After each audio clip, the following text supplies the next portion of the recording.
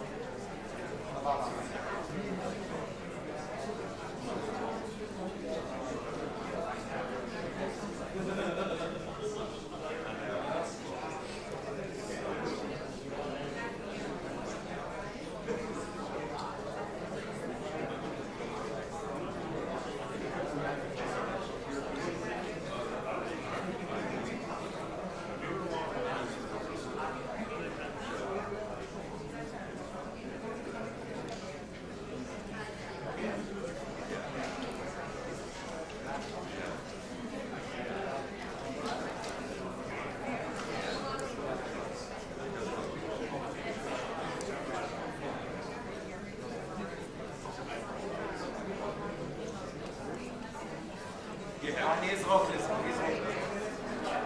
אני אזרוק לזה.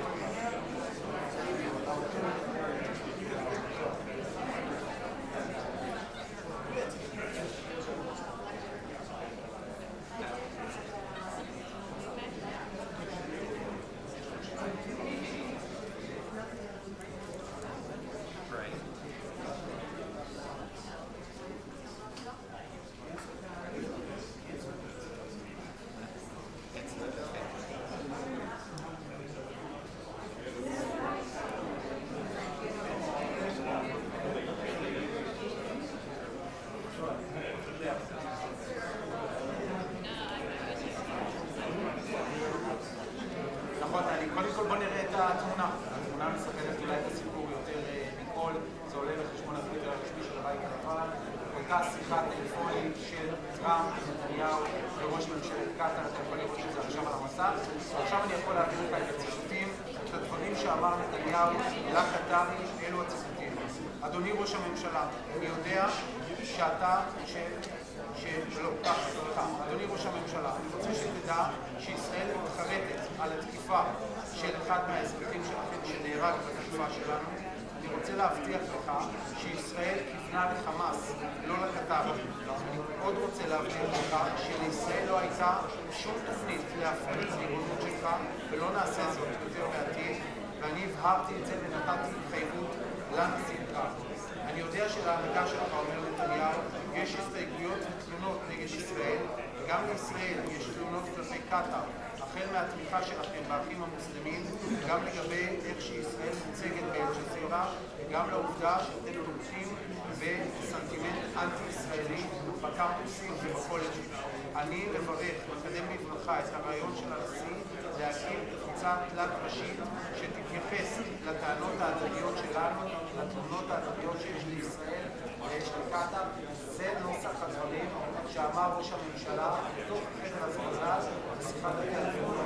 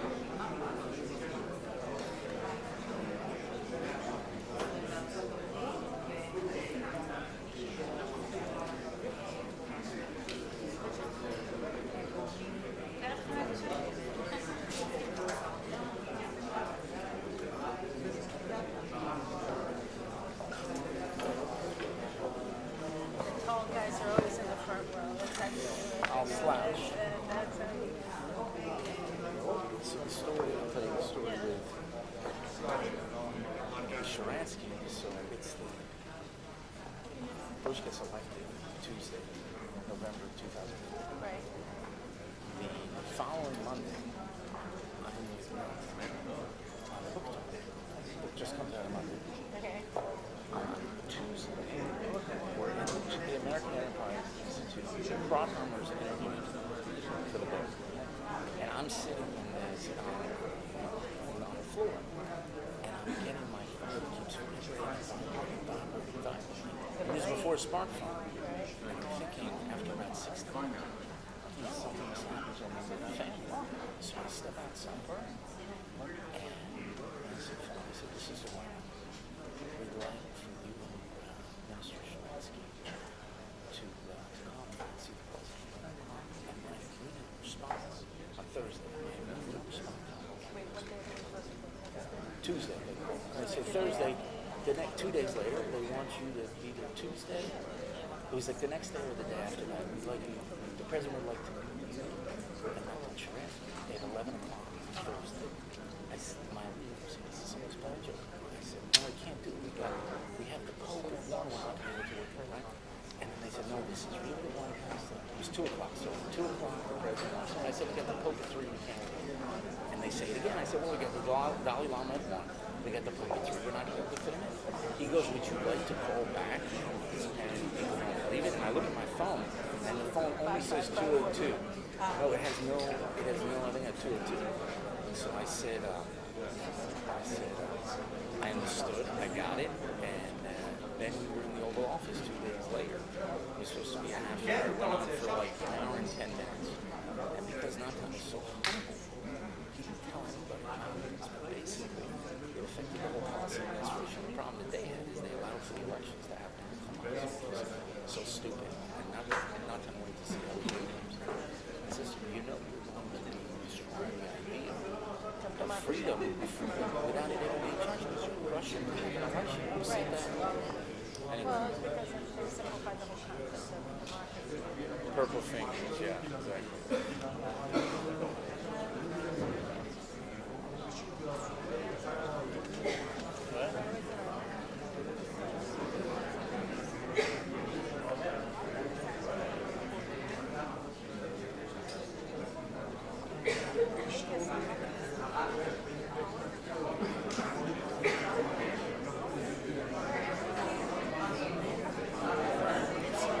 That means he never met a right-wing reporter.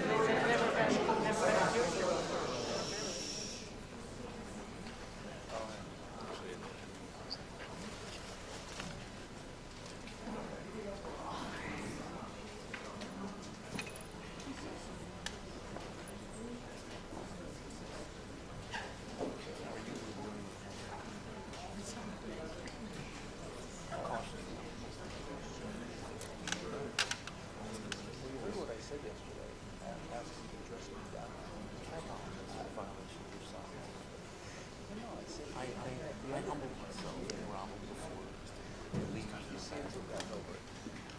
But I really don't think there's any possibility right now. You know, 2.5 years left. It's not just 3 months left in the administration. There's no way. And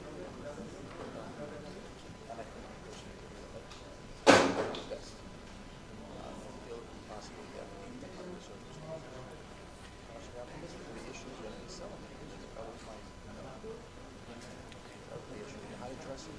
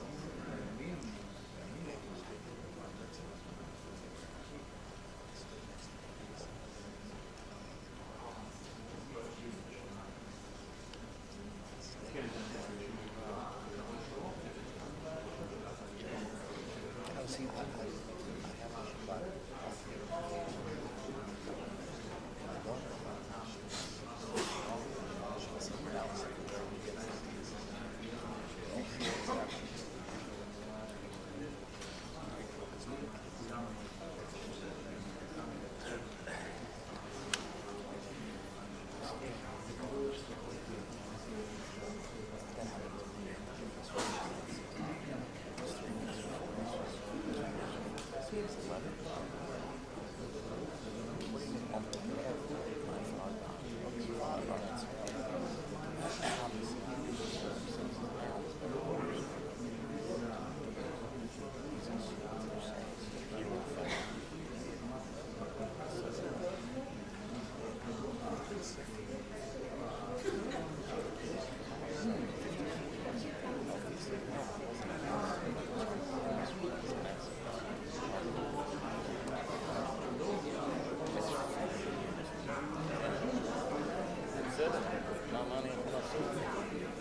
Okay, thank you. We'll see what happens. Thank you for listening. Thank you for your attention to this matter. Okay. The people of Israel, thank you for your attention to this matter.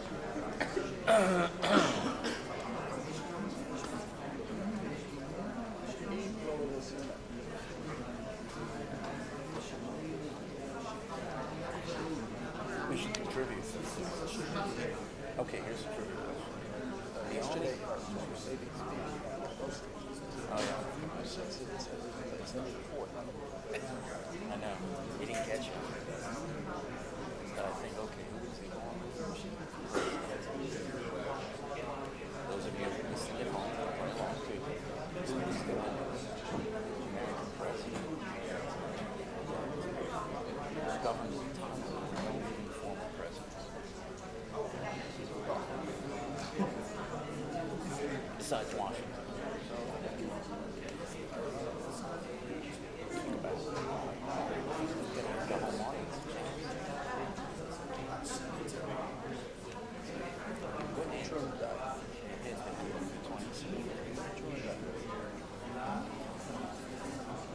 I think 72, I think. 70. And Mas Modena na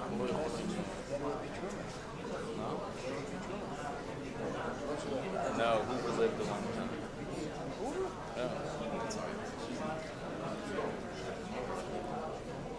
He lived so long, he didn't back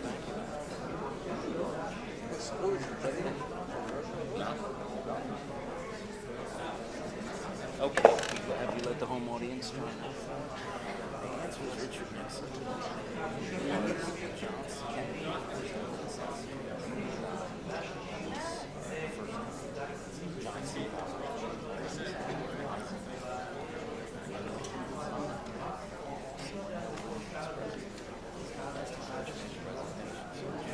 They're listening to you.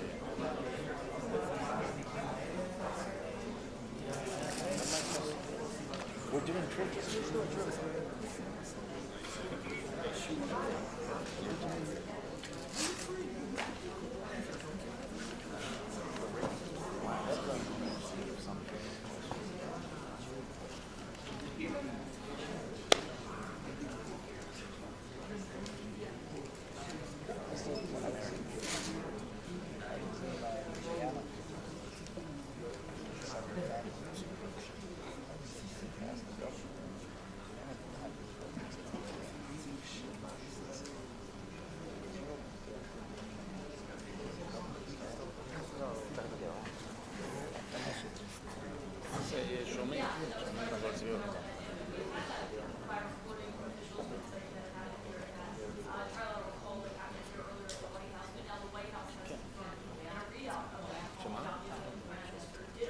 לא, נכון, באמת, בוודאות.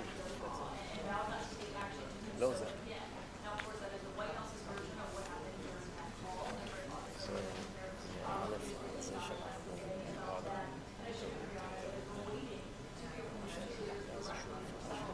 Right.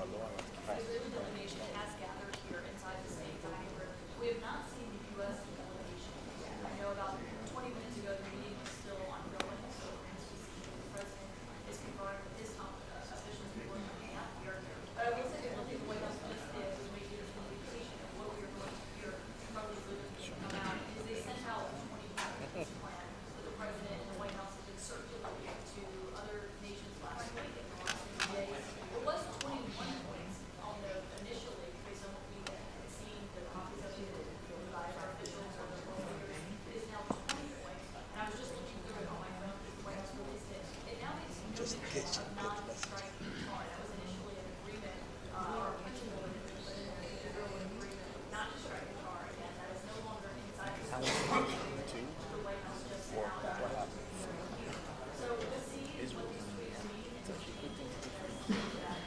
Europe was 500 pounds, so the average is 10.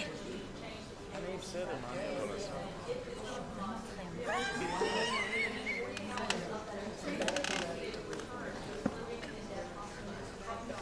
היו שומעים אותי?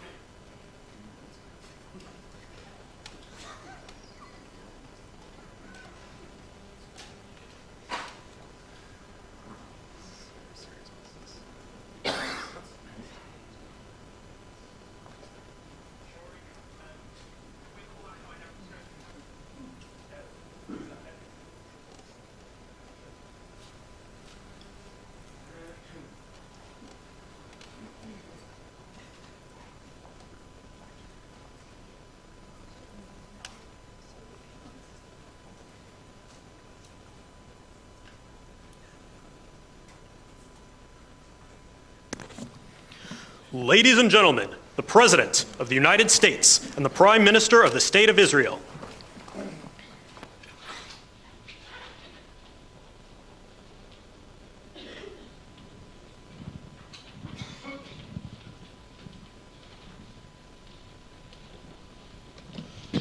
Thank you very much, everybody. So this is a big, big day, a beautiful day, potentially one of the great days ever in civilization. Things that have been going on for hundreds of years and thousands of years. We're going to, at least we're at a minimum very, very close, and I think we're beyond very close. And I want to thank Bibi for really getting in there and doing a job. We've worked well together, as we have with many other countries, both of us, with many other countries, which is the only way this whole situation gets solved. And I'm not just talking about Gaza. Gaza is one thing, but we're talking about much beyond Gaza. The whole deal, everything getting solved. It's called peace in the Middle East. So today is a historic day for peace, and Prime Minister Netanyahu and I have just concluded an important meeting on many vital issues, including Iran, trade, the expansion of the Abraham Accords, and most importantly, we discussed how to end the war in Gaza, but it's just a part of the bigger picture, which is peace in the Middle East, and let's call it eternal peace in the Middle East. So this is far more than anybody expected, but the level of support that I've had from the nations in the Middle East and surrounding Israel and neighbors of Israel has been incredible, incredible. Every single one of them. This afternoon, after extensive consultation with our friends and partners throughout the region, I'm formally releasing our principles for peace, which people have really liked, I must say. And these are done, not just routinely done, these are done with total consideration and working with the nations that we're talking about. All of these nations have made contributions to those suggestions. I want to thank the leaders of many Arab and Muslim nations for their tremendous support in developing the proposal, along with many of our allies in Europe. Europe has been very much involved, and as I was called by many of the European leaders, most of them saying, is this true? Are you really doing peace in the Middle East? This is the most incredible thing we've heard. Some think it's the biggest thing they've ever heard. They called just to find out, was it just a rumor or is it actually done? And then they said, have you spoken to the Arab leaders? Have you spoken to all of the other leaders that we have to get? A lot of people involved in this one. I also want to thank Prime Minister Netanyahu for agreeing to the plan and for trusting that if we work together, we can bring an end to the death and destruction that we've seen for so many years, decades, even centuries, and begin a new chapter of security, peace, and prosperity for the entire region. And I want to just say that my meetings and dialogue that we had with so many countries, Saudi Arabia as an example, the king is a phenomenal person. The Emir of Qatar, he's an incredible people. UAE, and that's MBZ and ABZ. We're totally involved. These are the people that we've been dealing with and who've been actually very much involved in this negotiation, giving us ideas, things they can live with, things they can't live with. Pretty complex. I mean, after 2,000, 3,000 years, whatever it is, I guess it's got to be a little complex, or it would have been done a long time ago. The King of Jordan was with us, as you know, in the United Nations. The President of Turkey, President Erdogan, is a friend of mine, a strong man, but a good man. President of Indonesia, somebody who's an amazing leader, Prabowo. He is an amazing leader and respected by everybody. He was in the room with us. We were together with most of these people that I'm mentioning. Others were by phone or the next day. The Prime Minister and the Field Marshal of Pakistan, they were with us right from the beginning. Incredible. In fact, they just put out a statement that they fully believe in this pact. It just came out just as I was walking around. They said, sir, you have a big notice from the Prime Minister of Pakistan and from the Field Marshal that they back this 100%. President El-Sisi of Egypt, who's terrific. And these are people I've gotten to know over the years. I mean, I would say it started around 2015 and then went into 2016 when the presidency officially began.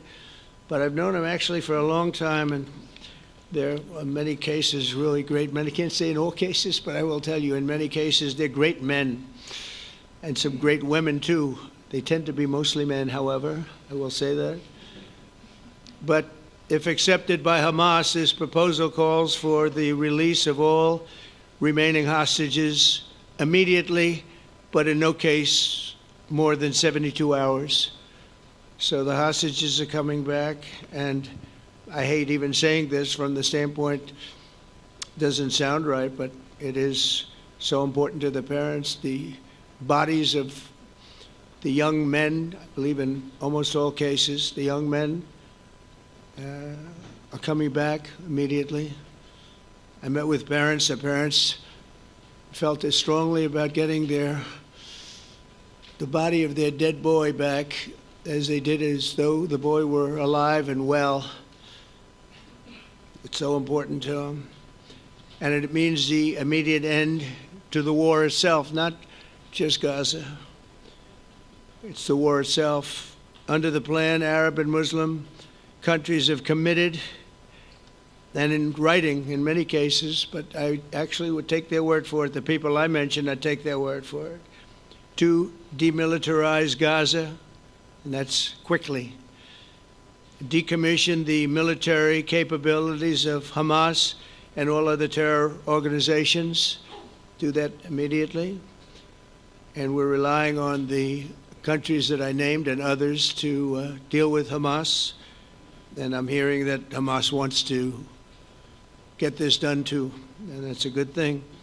And destroy all terror infrastructure, including the tunnels, weapons, production facilities. They have a lot of production facilities that we're destroying. They'll also help train local police forces in the areas that we're discussing right now, in particular in and around Gaza, working with the new transitional authority in Gaza. All parties will agree on a timeline for Israeli forces to withdraw in phases. They'll be withdrawing in phases. No more shooting, hopefully, as progress is made toward achieving these goals. Arab and Muslim nations need to be allowed the chance to fulfill these commitments of dealing with Hamas. They have to deal with them because they were the one group that we have not dealt with. I haven't dealt with them. But the Arab countries are going to, and Muslim countries are going to be dealing with Hamas, and I believe they've already been there. I think they probably have an understanding, and they haven't maybe mentioned that, but I would imagine they do, otherwise they wouldn't have gone as far as they've gone. If they're unable to do so, then Israel would have the absolute right and actually our full backing, the U.S. full backing. Marco's here. And a lot of our leaders are here, our great Vice President, Susie Wiles, Steve Witkoff, Jared Kushner. They've been so involved in this process. I don't think anybody else could have done it or even come close. But it's we're right there. We're right there. First time in thousands of years, I think you can probably say, if you really look into it, if you study back, if you're a scholar, you would say thousands of years. Israel would have my full backing to finish the job of destroying the threat of Hamas. But I hope that we're going to have a deal for peace. And if Hamas rejects the deal, which is always possible, they're the only one left. Everyone else has accepted it. But I have a feeling that we're going to have a positive answer. But if not, as you know, Bibi, you'd have our full backing to do what you would have to do. Everyone understands that the ultimate result must be the elimination of any danger posed in the region, and the danger is caused by Hamas. The tyranny of terror has to end, and this is, again, something that we're looking for. This is eternity. This is for forever. To ensure the success of this effort, my plan calls for the creation of a new international oversight body, the Board of Peace, we call it, the Board of Peace, sort of a beautiful name, the Board of Peace, which will be headed, not at my request, believe me, I'm very busy, but we have to make sure this works. The leaders of the Arab world and Israel and everybody involved asked me to do this, so it would be headed by a gentleman known as President Donald J. Trump of the United States. That's what I want, is some extra work to do, but it's so important that I'm willing to do it, and we'll do it right, and we're going to put leaders from other countries on, and leaders that are very distinguished leaders, and we'll have a board, and one of the people that wants to be on the board is the UK former Prime Minister, Tony Blair, good man, very good man, and some others, and they'll be named over the next few days, and it'll be quite the board. Working, everybody wants to be on it now. I don't know if that had anything to do. They named me and everybody else wanted to be on it. I guess they figure, well, he's a soft touch. He'll be easy to deal with. Working with the World Bank and others, it will be responsible for recruiting and training a new government that will be made up of Palestinians along with highly qualified experts from all around the world. Hamas and other terrorist factions will play no role in the board, but they'll play no role in the governance of Gaza at all, directly or indirectly. As you know, thousands of Hamas leaders have been killed and soldiers have been killed. And we can never forget October 7th, but thousands have paid the price for that. And now it's time to get our hostages back and get back to trying to build something that's really great and very important. In our meeting today, Prime Minister Netanyahu was very clear about his opposition to a Palestinian state. And he continuously mentions October 7th, and I understand that. Most people do. And I understand and respect his position on many things, but what he's doing today is so good for Israel. I notice that they have large crowds gathering in Israel all the time, and they have my name up. They like me for whatever reason, Bibi, I don't know, but they do like me. But they say two things: please get the hostages back, and please end the war. They've had it. It's had it. So I think it's a very popular thing you do, because he's a warrior. He doesn't know about getting back to a normal way of life, but he is a warrior, and Israel's lucky to have him. But now the people want to get back to peace. They want to get back to normalization in a true sense. Several countries have foolishly recognized the Palestinian state. As you know, some of our European friends, allies, good people, but they're really, I think, doing that because they're very tired of what's going on for so many decades. They've been presidents and prime ministers for years, and during this time, having to do with the Middle East, all they're doing is talking about the same thing over and over. They want to see it get back.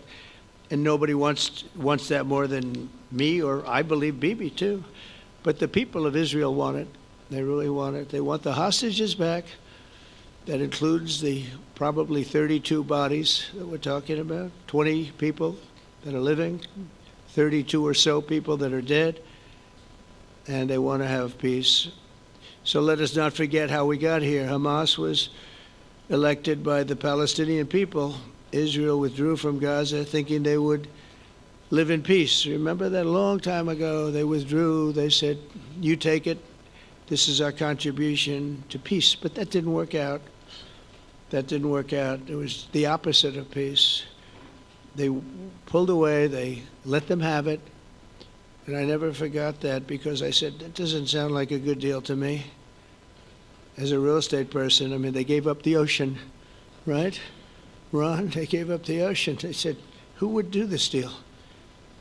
And it still didn't work out. They were very generous, actually. And they gave up the most magnificent piece of land in many ways in the Middle East, and they said, all we want to do now is have peace, and that request was not honored. Instead of building a better life for the Palestinians, Hamas diverted resources to build over 400 miles of tunnels and terror infrastructure, rocket production facilities, and hid their military command posts and launch sites in hospitals, schools, and mosques. So if you went after them, you'd be after them, and you wouldn't even realize you ended up knocking out a hospital or a school or a mosque. That terrible thing, terrible, terrible way to have to fight. No fight is good, but that's a real bad one. So there are many Palestinians who wish to live in peace. Many. I've seen so many of them, and they have support. And I challenge the Palestinians to take responsibility for their destiny, because that's what we're giving them. We're giving them responsibility for their destiny, fully condemn and prohibit terrorism and earn their way to a brighter future. They don't want the life that they've had. They've had a rough life with Hamas.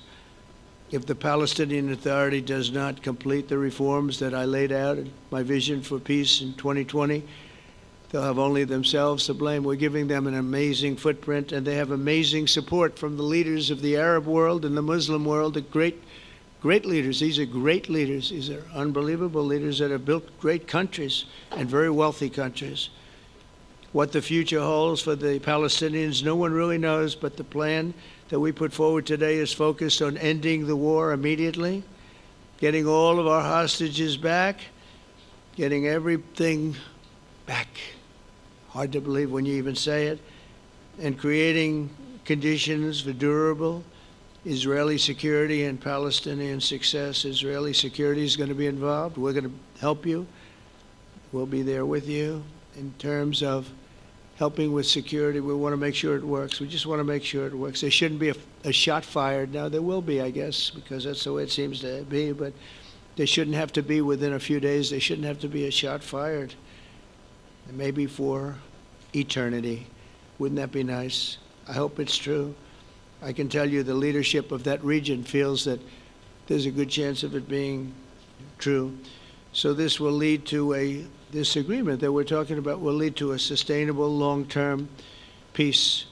No president in history has been a greater friend of the state of Israel than I have, in addition to negotiating the Abraham Accords. I like to say it that way because the real people, that's what they call Abraham. I would say Abraham, but it's so much nicer when you say Abraham. So much more elegant. But the Abraham Accords, they're amazing. Jared, you did that along with your group of geniuses, and nobody thought that could be done. We have 4 countries, and Sleepy Joe Biden didn't do a thing. He didn't even know what the hell they were. He should have had them fold up. But I think this will also lead to packing them. And who knows, maybe even Iran can get in there. I hope, we hope we're going to be able to get along with Iran. I think they're going to be open to it. I really believe that. But they could be a member. I long ago said, I'll bet you at some point Iran will be a member of the Accords. And little did I realize it was going to take this turn. That was some turn we did with the B-2s. But I think they might very well be there. It's a great thing for them economically. I recognize the eternal capital of Israel. I opened the American embassy in Jerusalem. That was something that everyone said would never be done, could never be done. Virtually every president for many, many years, for decades, would campaign on making Jerusalem the capital of Israel. They campaigned on it over and over. Is that right, Steve? Is that right? Everyone, and when they got to it, and I understand why now, because it was so, when I got to office, I campaigned on it too. I said, we're going to make it, and then I'd get calls from the leaders of various countries saying, please don't do it, please don't do it. It'll end the whole world, please don't do it. And finally, I just didn't say anything, and I did it. People were calling me before I did it because they heard I was going to do it, and leaders of countries were calling me, and I think it was on a Thursday that I did it, and they'd call me Monday, Tuesday, Wednesday, 3-4 times a day, and I said, tell them I'll call them back on Friday. And I announced it on Thursday, and I called them back, the biggest people in the world, and they said, "You've done it." I said, "Done what?" "You've made the capital of Israel, Jerusalem, and we wanted to talk yet." I wish you called me a little sooner. Maybe I could have done something about it. So that was a lot easier than getting into an argument, because I knew what they were calling about. And you know what? It turned out to be amazing. Everybody thought it was going to lead to the end of the world, right? The end of the world, Ron, that's what they said. It didn't lead to anything. It just led to something that I promised, and something that was very, very popular for Jewish people and a lot of other people too. I recognize Israeli sovereignty over the Golan Heights, and I cut taxpayer funding to the corrupt United Nations Relief and Works Agency. And United Nations was interesting because, as you know, a few days ago they introduced me. Ladies and gentlemen, the President of the United States. I'm looking at my teleprompter, and the thing was dead, stone cold, dead. The thing's up here. I have a long, beautiful speech to make. I'm back 30 feet back, and I'm saying, they're introducing me. There's nothing on my teleprompter. So, but I made a speech. I actually got good marks. You think Biden could have done that? I don't think so. I don't think he could have done that. I don't think too many people could have done it. But actually, it was actually more of a speech from my heart, if you want to know the truth. I think it was maybe better in certain ways because it was from the heart. It has to be from the heart, otherwise you're in big trouble. But I cut taxpayer funding for that very corrupt United Nations Relief and Works Agency, and nobody thought that would be done, and withdrew from the horrible Iran nuclear deal that was imposed upon Israel by Barack Hussein Obama and Biden. And I don't think Biden knew anything about it, though. I don't think he knows anything about it now, actually, if you ask him. He'd say, "What is that?" And we obliterated Iran's nuclear enrichment capacity, making it impossible for them to have a nuclear weapon, which they would have had probably in about 2 months from that. But I've never asked Israel to compromise its security, but we had big, strong talk. Nobody's been better to Israel. No president's been better to Israel than Donald Trump. But we had a long, strong talk, Bibi and I, and he understands it's time. It's time. History has shown. And the people of Israel want it. And the people of the Middle East want it. The people of enemies of Israel want it. But they don't have really too many enemies right now. And you know what? Many countries have gained great respect for Israel, for the way they fight, for the job they do, including me. I had respect anyway, but they gained respect. History has shown us that those who have relations with Israel have thrived, while those who have devoted resources and attention toward the destruction and even annihilation of Israel have languished. They haven't done well. Israel is not going anywhere. They're going to coexist with other people and countries in the region, from Syria to Lebanon to Saudi Arabia. The promise of a new Middle East is so clearly within our reach. This is the closest we've ever come to real peace, not fake peace, not political fool's peace. If we can get this difficult problem solved, the opportunities for all within that vast region of this world, it's a vast region, it's unlimited. The Abraham Accords show that all countries are better off when they communicate and work together and embrace new opportunities. I hope Jared and Steve and Susie and Marco and JD, we have great people. I hope you guys are going to work very hard to get these other countries in, because now they have no excuse. There's no longer an excuse. They were somewhere hesitant. And I tell you, the 4 countries that went in, I give them tremendous credit, and it's worked out incredibly well for them.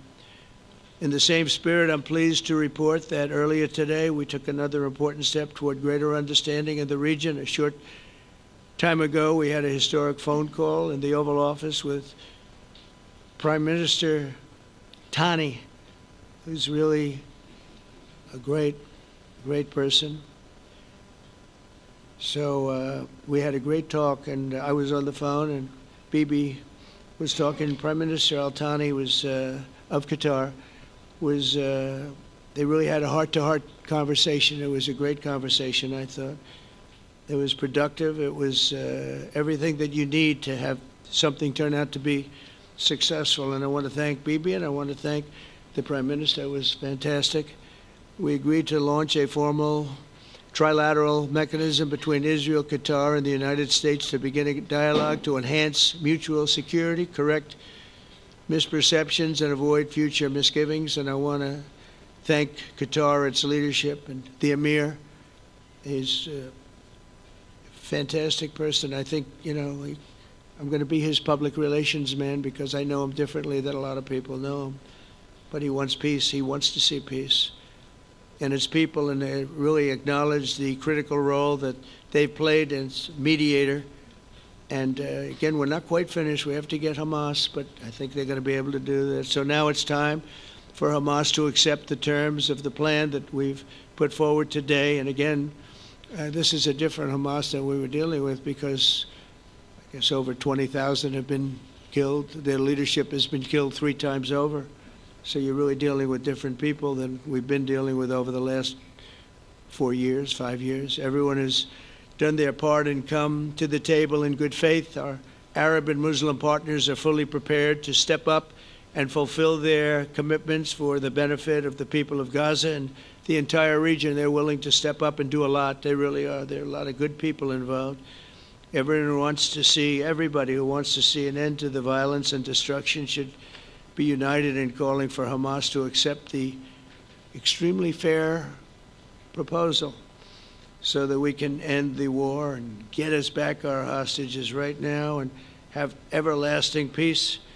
And I look forward to having relationships with everyone. As the chairman of the board, I'll be involved, and we'll have meetings with some very smart people that'll be working over there to make sure that we haven't just been wasting time with an agreement that doesn't get done. The task of building peace will not be easy.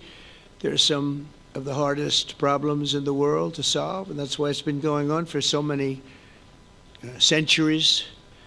But too many lives are at stake not to try, and this is more than a try. I mean, I think this is something that gets done when you have virtually every country, and these are powerful, powerful countries that have a lot of money, and the money can make things happen. A lot of countries try, and they don't have any money. These are very rich countries that can make things happen. So together we'll forge a much safer and more hopeful future for everybody, including Israel. And I want to thank Prime Minister Netanyahu for his partnership, and I want to thank all of the leaders, the kings and the emirs and the presidents and prime ministers, people I mentioned. And they've been absolutely fantastic to work with, and it's just happened very quickly. It's happened from a couple of weeks before I had a couple of meetings, but a couple of weeks before we went to the United Nations, and we had some incredible meetings. It all came to place. It all took place, and everybody wanted to be a part of it. I don't have anybody that's saying we don't want anything to do with it. It's just the opposite. And I'll tell you, a couple of years ago, a year ago, I don't think we would have had this kind of participation, Mr. VP, right? I don't think we would have had. It's been amazing. The participation was 100%. Everybody wants to be a part of it. And everybody, those very strong countries, everybody wants it to work. So, Bibi, congratulations on this. I think this will be your crowning achievement, frankly. If this all works out, we think it will. It's going to be your crowning achievement, and I want to thank you very much for being here. Thank you. Please. Thank you. Thank you. Mr. President, first I want to thank you for graciously hosting me once again in the White House. And second, I want to thank you for your friendship and for your leadership. From Jerusalem to Tehran, from the Golan Heights to Gaza, you've proven time and again what I've said many times. You are the greatest friend that Israel has ever had in the White House. And Mr. President, you and I both know it's not even close. While you focus at home on making America great again, your leadership abroad is changing the world for the better, ending wars, and advancing peace. I believe that today we're taking a critical step towards both ending the war in Gaza and setting the stage for dramatically advancing peace in the Middle East. And I think beyond the Middle East, in very important Muslim countries. I support your plan to end the war in Gaza, which achieves our war aims. It will bring back to Israel all our hostages, dismantle Hamas's military capabilities, end its political rule, and ensure that Gaza never again poses a threat to Israel.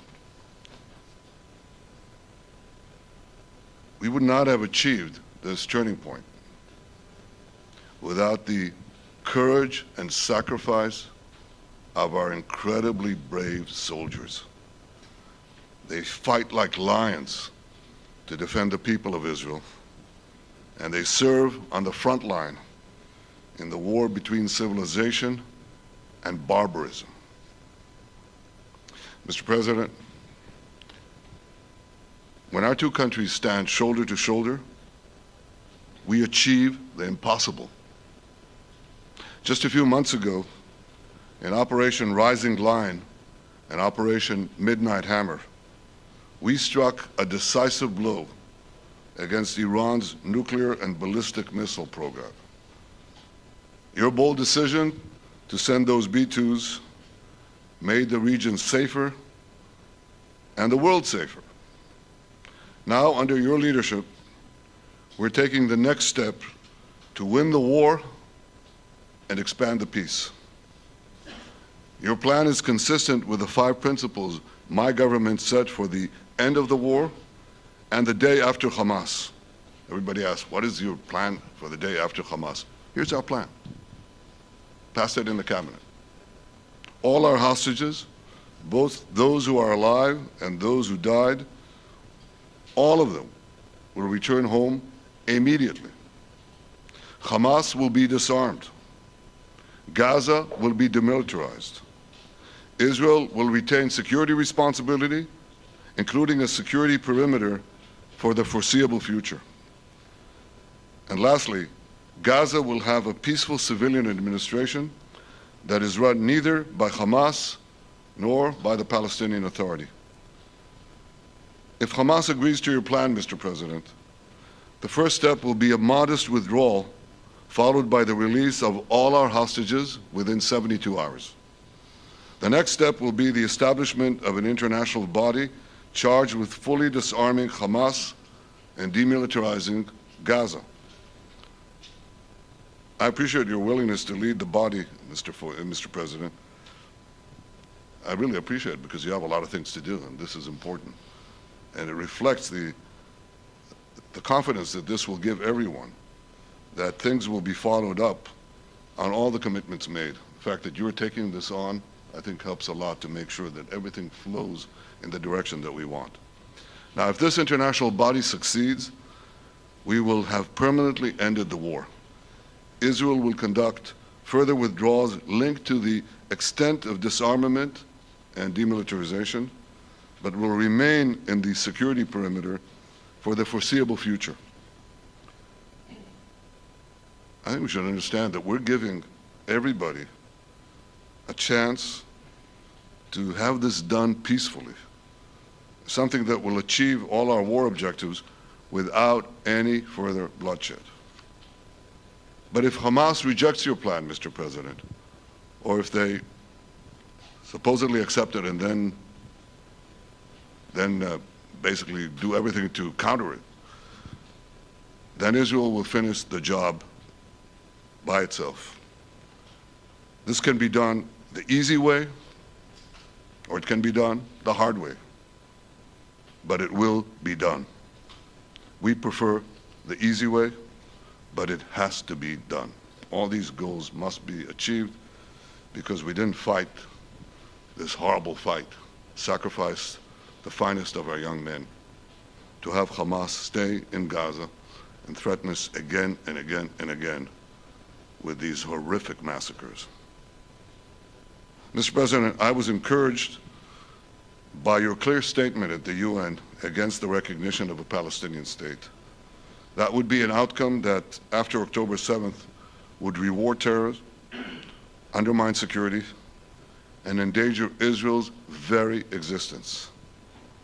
As for the Palestinian Authority, I appreciate your firm position that the PA could have no role whatsoever in Gaza without undergoing a radical and genuine transformation.